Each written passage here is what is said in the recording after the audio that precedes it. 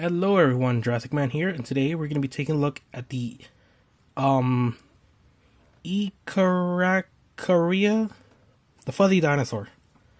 The new fuzzy dinosaur. And it is cool.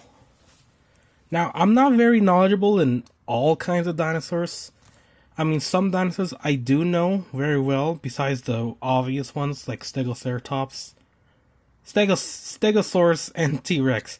Now, I know some other obscure ones like Majungasaurus, Rugerops, those kinds.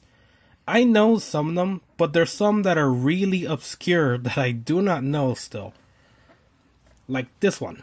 I don't know what this is. I didn't know what Morops was. I didn't know what the Synapse or whatever it was called again. But there's some obscure ones, which is pretty cool that Mattel is going to the obscure dinosaurs in these lines. So, let's get right to it. Now this thing, I'm not even going to know what I'm going to call this thing. But yeah, this thing has the same packaging as that of the other Dino Trackers line. The Wild Roaring, so this is a roaring variant. Or roaring version. I'm not sure if this is going to play other variants. Unlike the Diabloceratops and the Kronosaurus, this one is mountain range. As you can see here in the corner. And in the background, it does look like the mountains, or like the Redwood Valley area. As well as how it's shown in the movies. So the box is pretty the same, with a new deco on the side. If you go to the back, you can see the more of the ferns and such. And then we get to the back of the box, it shows the display, the other ones. It shows the Dino Tracker scan code, and it shows the action feature it is.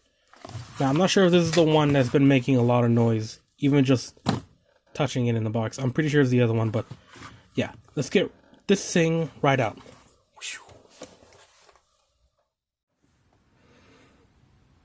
So now we take a look at the, what's it called? Oh, Eocarcharia? Eocarcharia? Fluffy boy. We look at the fluffy boy now. Okay, he's not entirely fluffy, but that TED video that he made a while back really made him look really fluffy.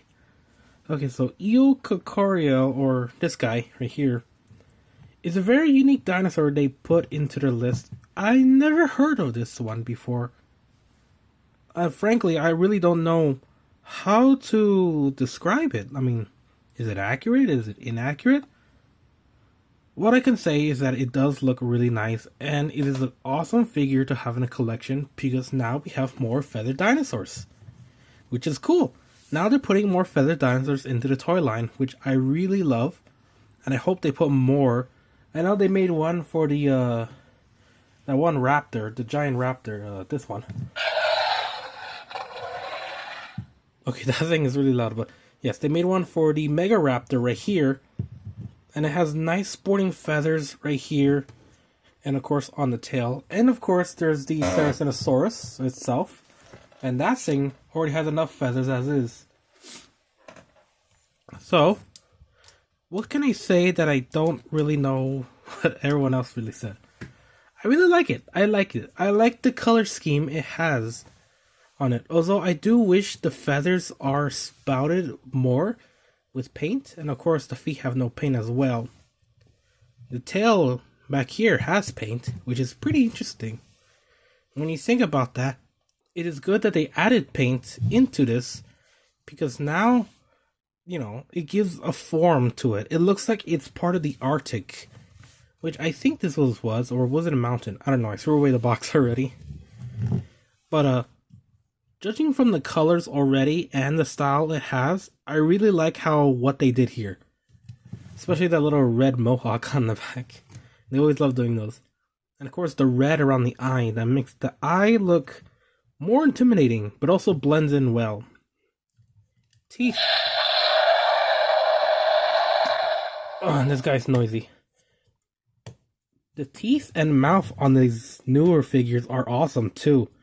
Although, yes, they do look a little blunt, I do like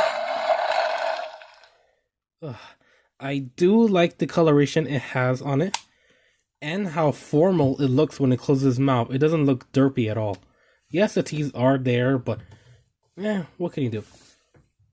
So the claws aren't painted at all, both of them. I really don't care. I mean, they never really painted the claws even all the way back in the Kenner days, so why is everyone complaining? Anyways. So yes, articulation is very similar to that of other dinosaur figures that came out. Although unlike the Megaraptor that came out last year, the legs do not participate into the action feature as those figures from last year. So you don't have to push it down, even though that was pretty fun itself. But it's a return of the Switch. Like the Diabloceratops, the Switch has returned, and with the Switch, you get the action feature. So, like the Diabloceratops, the head shakes side to side, like so. And it does come with roars, so they're pretty loud.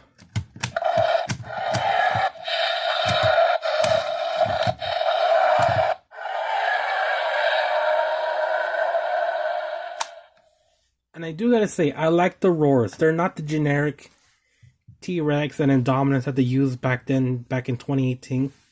Now they have genuine roars, which is awesome, because these ones are unique. They sound so cool. You know, they actually fit with the Jurassic World era. And if you know, in the Jurassic World movie, the roars of the newer dinosaurs are much different. I especially loved the Carnotaurus roar. That thing was awesome. I do hope we get more Carnotaurus content. I really love the Carnotaurus. And it's getting another figure back, so that's pretty cool.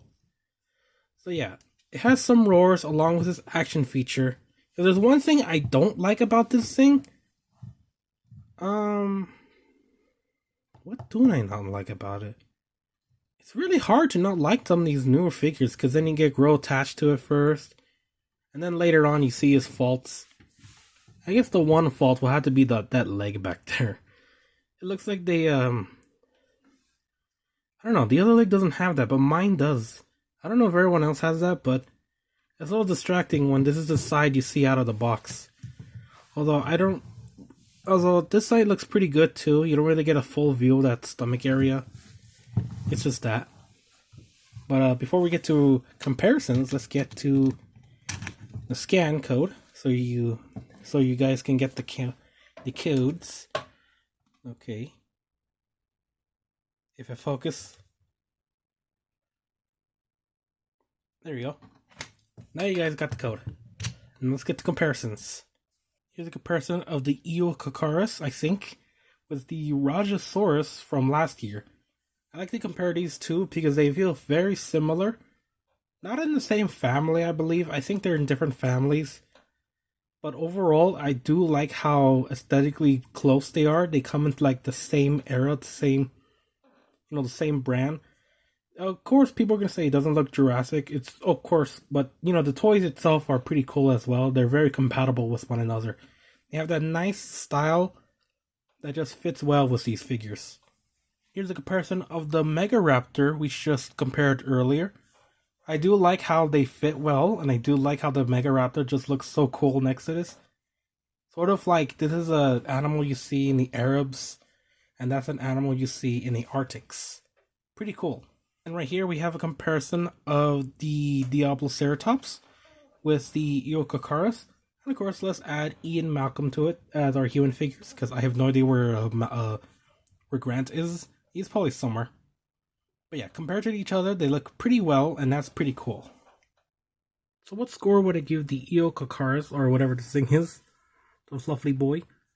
Well, I do gotta say, I love the art style that they go with this. The details on it. Nice fluffy body. Nice colorations. Not too exaggerate.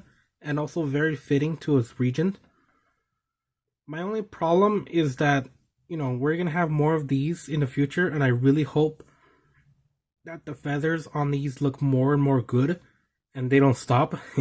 I really do want to see more feathers on these dinosaurs again.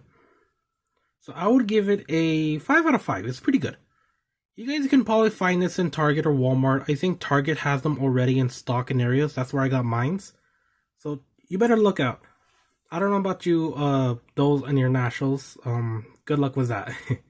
So, hope you guys liked this review. Remember to like, comment, and subscribe. And I'll see you guys on the next one.